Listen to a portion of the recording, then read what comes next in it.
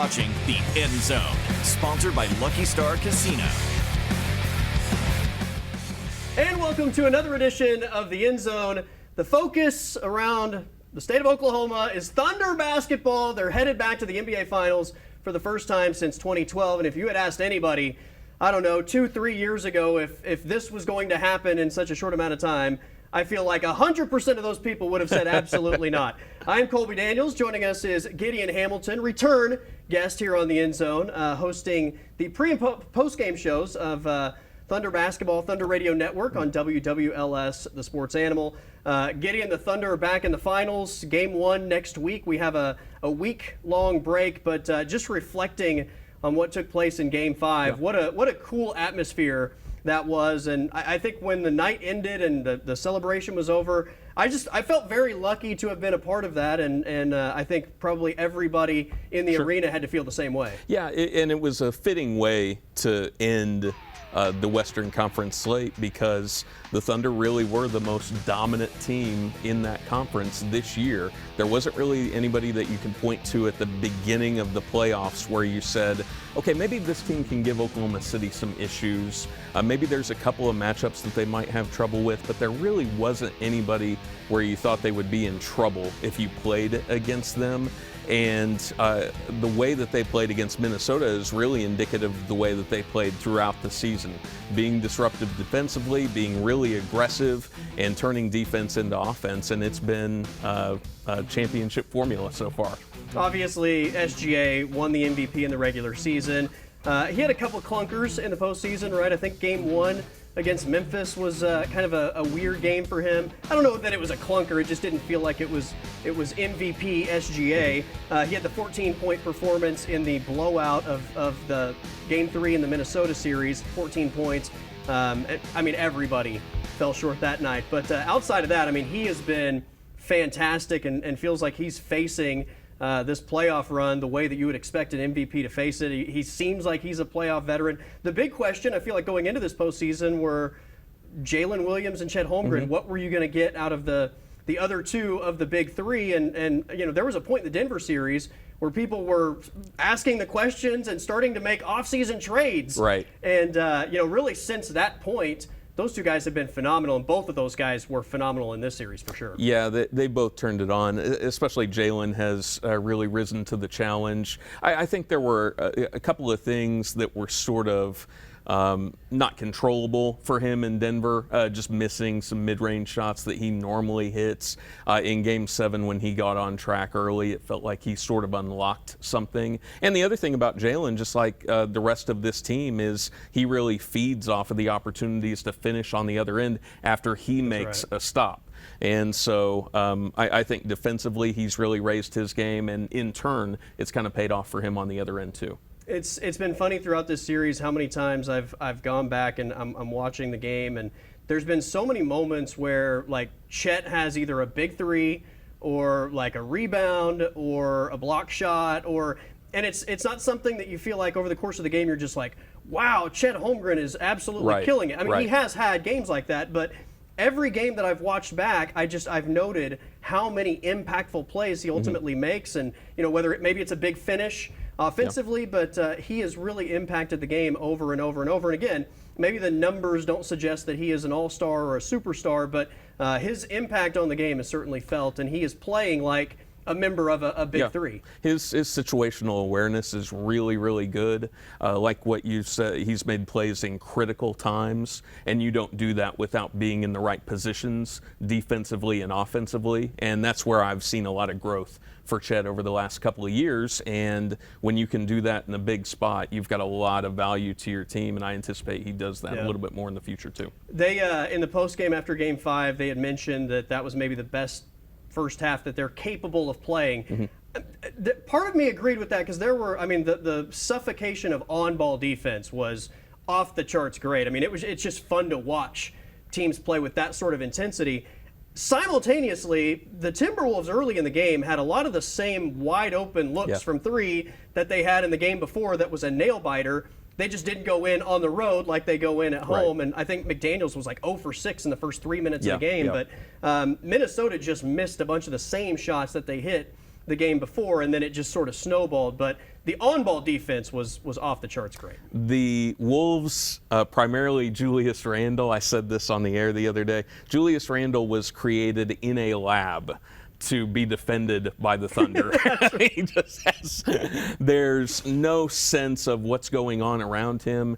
It's kind of like if you were asked to show somebody or perform basketball on Broadway, and you would use, jab steps, and you would, there would be the gap in between the defender and you, and this is what you do. And there is no bargain like that against Oklahoma City. They are not going to give you space in order to try to do what you do and defend you that way. And the Wolves were an excellent matchup for Oklahoma City, kind of like Memphis was in that regard, where they don't respond well to you being in their airspace. And Oklahoma City has made, I think, every team in the league uncomfortable at some point in time during this season. Yeah, and they certainly wilted down the stretch. Before we take a timeout, I got to get to Shea's comments after the game. He really stressed the point that he wanted to get this done on the home floor so that the Thunder fans could partake in the celebration. I wanted the fans to be able to enjoy the moment with us. I wanted them to be able to see it unfold in front of their eyes. I wanted them to be able to celebrate tonight in our building, go home, get drunk, whatever they do. I wanted them to have fun with the moment, and it was good. I just wanted to make sure that, like, above all, I could give my energy and my effort to try to give these fans what they deserve. Go home, get drunk, whatever they do. That's what I want for the Thunder fan base. I absolutely loved it. All right, let's take a timeout, and we've got Nicole Mendes talking Women's College World Series and Oklahoma's walk-off next here on the End Zone.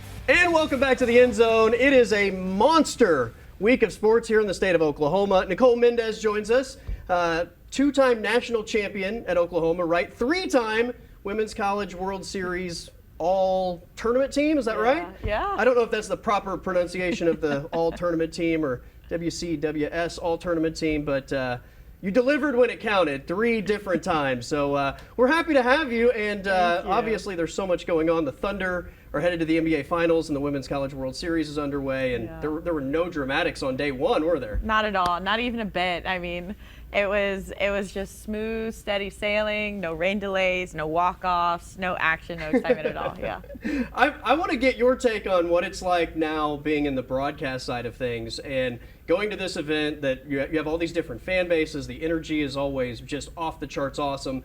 You're not actually game on the line, stepping into the batter's box, but what is just your perception of the event now from the other side? I think the biggest thing that I've seen is just the amount of fans that come in and stay throughout the whole week, because this is a week-long tournament, right? And typically you'll see Friday, Saturday, Sunday be the big days, but now you look at day one, opening day on Thursday, in the middle of the day, and it's jam-packed. And you're going to see that throughout next week. You'll see it into the Champ Series. So just the crowd and the energy that it brings is phenomenal. And I got to tip my cap to Thunder. I remember watching them come out after the game, and the crowd was electric. Everybody was screaming. It was chaotic. And so I feel like some of those Okies, they brought that energy into the World Series opening day. Yeah, opening day was awesome. And for Oklahoma, they've been there before, right? This group, not necessarily so. So many new faces on this Oklahoma roster, and yet once again, it's like rinse, repeat. Patty Gasso has this group locked and loaded, and I was shocked yesterday that there were people actually leaving in the 7th inning with the Sooners down by 2 runs. How many times does Oklahoma have to deliver in a clutch spot for people to realize you've got to wait until the game is over? You literally have to wait until the very last out, the very last strike is thrown, because otherwise, Oklahoma, they've done it so many times this year. Not just Oklahoma, so many teams this year, so many games have been walk-offs. We saw another one later that night, but being able to stay until the very end, that's where you're going to get your best action. You don't want to miss those end of the innings. So it happens year after year after year. So it blew my mind that there were people leaving. Maybe it was weather induced and people wanted to get away from the storms. But it was a wild finish for Oklahoma to come back and beat Tennessee. And I know Patty said afterward, you lose that first game, it's nearly impossible to climb your way back to the championship series. Yeah, I had to do that my senior year, and that was a grind. It was great as a senior to get all the softball in, but that was a grind to be able to finish that and come back the next day and the next day and play a lot of games and a lot more games. You're just exhausted. And so for this Oklahoma team to be able to get the first one, man, you get an off day, you're smooth sailing. This is where you want to be. For a group that obviously a lot of newcomers on this team, it's got to be a giant confidence lift the rest of the way. I don't know about confidence lift, but it's definitely, like I said, you get the off day, advantage all the way, advantage Sooners. You have to be beat twice to be able to get through into the champ series. Oklahoma, they just have to win a game today, a game tomorrow, and that's the way that that path is laid out whenever you win. So much easier, a little bit less stressful as well with the double elimination in the tournament. So Oklahoma's put themselves in a really great spot. What stands out to you about this Sooner squad and I guess what their ceiling could be? Scrappy. I mean, they're so young, they're so new, there's a lot of fresh faces. They're scrappy. They are tough whenever it counts. Bottom of seventh, two outs. Right. I mean, come on. And they're very, very young, and being able to be seasoned and tested the way that they were first year in the SEC, that's a gauntlet. So being able to be young and tested that way, and then they continue into this World Series in their very first game, what are they doing? They're being tested, and they come out victorious. I think that's going to be the secret to the rest of this World Series is be tough, be gritty. In the finale last night, obviously UCLA had a walk-off as well. I kept hearing Bruin Magic over and over. Like, you need to intervene and let everybody over there know that I think that's trademarked. Whoa. What are we you doing guys settle here? down.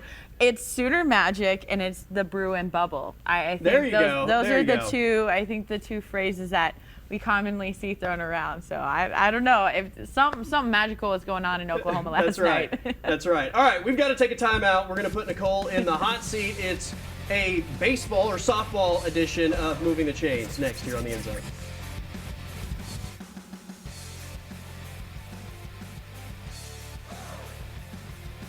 And welcome back to the End Zone. It's time for everyone's favorite segment. It's Moving the Chains, or maybe we should call this week's edition Swinging for the Fences, as Nicole Mendes is our guest. Women's College World Series officially underway in OKC. All right, so generally this is a football type of concept. You're trying to get a first down, but we're tweaking it for you because you are the guest of honor. So I'm going to grade your answers or performance overall with like a strikeout, a single, double, triple, home run, grounded to double play. We'll see. It's just whatever I might be feeling in the moment. So no pressure at all. Have fun with it, and we'll see if you're able to deliver in the clutch. All right, don't speak that bad mojo on me. All right, are you familiar with the batting stance guy that does all the batting stances on YouTube? I am, Okay. and also JT Gasso, the hitting coach for Oklahoma, he also loves to do his versions of how people swing, so I know exactly what you're talking about. Okay, so I'm going to give you a few of these, and then we will look at the video to see how closely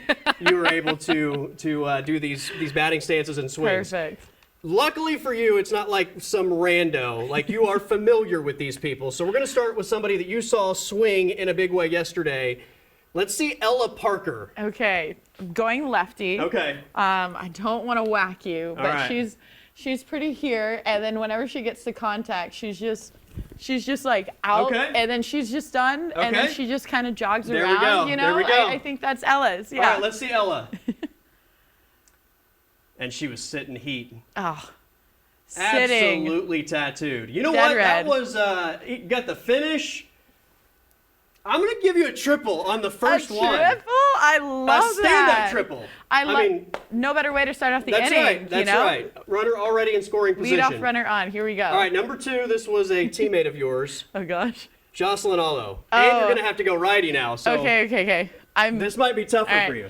Jossie, she loves to get in her legs, so she's gonna she has to stretch. Okay. A little bit, and then she gets in, and she's like down here, and then she just. This looks so bad right. You know what? I actually think that's but she really gets close. so low. She gets so low. And you immediately looked to the fences because out there, they were all going over the fences. All right, let's see Jocelyn Allo. Oh! Just like that, jogging around, immediately look to the fences. Look, there it is. That's a home run. That's a home run. Home run. Two runs. 2 on the board already. So, I mean, I'm no on this pressure picture. now. Like, you could just coast the rest of the way. I'm on this picture. All right, last one. Jada Coleman. Jada Coleman. Okay, this is Another my back lefty, to my yeah, wheelhouse. yeah. All right, Jada, she's kind of here, and then she just, and then she goes. And then the she leg also kick, goes. and the leg kick. She kind of follows through whenever she swings, I feel. I think you nailed all three of these. I hope I got it right. No leg kick. Oh, but she did hit the home run. Oh, so. there, a little bit. There it is. There it is. Okay, I like it. We're going to go double on Jada Coleman. Double on Jada Coleman. There we go. I mean, you got extra bases on all three. I am beyond impressed so far. So, all right, we're going to have a little fun. Give me your Mount Rushmore of fast food. Of fast food. Fast food Mount Rushmore. What counts as fast food? Is it drive-through only? Anything with a drive-through. Anything with a drive-through. Okay, Chick-fil-A automatically on there. I like that. I'm in Oklahoma, so I feel like it's a crime if I don't say Brahms, you know? Like, you have to go Brahms. Absolutely. I go there more so for the ice cream. That's all right. Their banana split is just, it keeps me coming back. But it counts. Let's see. I feel like Wendy's is underappreciated. Okay. I'm very much an ice cream girl. I go there for their Frosties. And then I would say the fourth one for me to go to is, it has to be after like 11 p.m. But Taco Bell, like not as a regular, but a good late night for me. Okay, you know what? I'm gonna give you a triple on that one. I like Wendy's, but it wouldn't go on the Rushmore. All the other ones, though, I think have a great argument to be on the Mount Rushmore of fast food. Yeah. All right, your irrational celebrity nemesis. Someone that you don't have a reason why. You just like feel like you would be. We'd have some problems. Yeah. All right. Well, if they ever see this, I apologize, but let me think on this one. I don't know why, but I just feel like I would beef with Travis Kelce. Like, I don't know why I think that. I don't know what. There's zero reason, but I'm just like, I don't know. I don't know. Yeah. Swifties Just don't come something for in me. his face, right? Like Just there's something. something There's just something. something that rubs you the wrong way. Maybe you would love him in person, but there's something that rubs you the never wrong know. way. I like that. Yeah. You know what? The fact that you were brave enough to answer it and not cop out. Let's go. Home run number 2. That was an option. I could have copped out of that. People have in the past. So, home run number 2 for Nicole Mendes. All right, last one. Quickly, your best Patty Gasso story. Ooh, okay. Best and worst. So she had us in our huddle after a game. It was at the World Series. So we're in Oklahoma City. We're in Devon Park. And we're seated in the locker room that's directly behind the dugout. And it was a tough loss, and she was not happy. And so she's talking, and there's a water bottle, and goes, and it sprays, and she didn't know the lid was off, and it sprays everywhere. We're like, and so repeat to the next day, because, when you know what happens whenever you lose. So we're there in the same position. We won, and the next day, and it was an ugly win, but we won. And she gets in and she walks up and she has a water bottle and she's all serious and she unscrews it.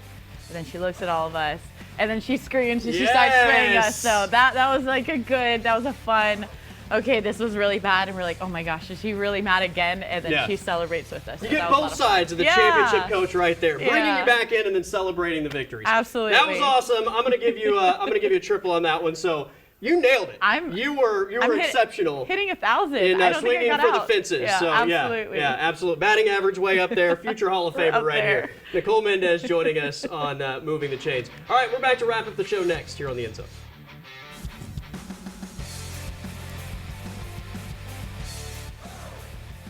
Gideon Hamilton with WWLS The Sports Animal rejoins us as we wrap up the show. Thunder are in the NBA Finals. Their Eastern Conference opponent is to be determined after the Knicks were able to take Game 5. Is your view of how the final series goes significantly different depending on whether it's Knicks or Pacers? No, not significantly. I think they both provide their own significant challenges. Both teams' wing defense is really, really good. That's going to be something that Oklahoma City has to deal with. They've got really talented playmakers. Indiana can put together lineups that you can't necessarily hunt guys down. I think New York probably doesn't have that luxury, especially if they want to play, two of the best players in the league, Jalen Brunson and Karl Anthony Towns. You want those guys on the floor to give you the best chance to win. Yeah. However, when they're both out there at the same time, you can kind of work some defensive matchups in your favor. I really like the Thunder over both. I do think the Knicks are a significantly easier matchup. I think Indiana's shooters potentially could have a couple games that make the series go longer than New York, but we'll find out. Game 1 next Thursday night at the Paycom Center should be a ton of fun. Gideon, we always appreciate you joining us. I'm Colby Daniels. Everybody have a great weekend. We'll see you next week on the End Zone.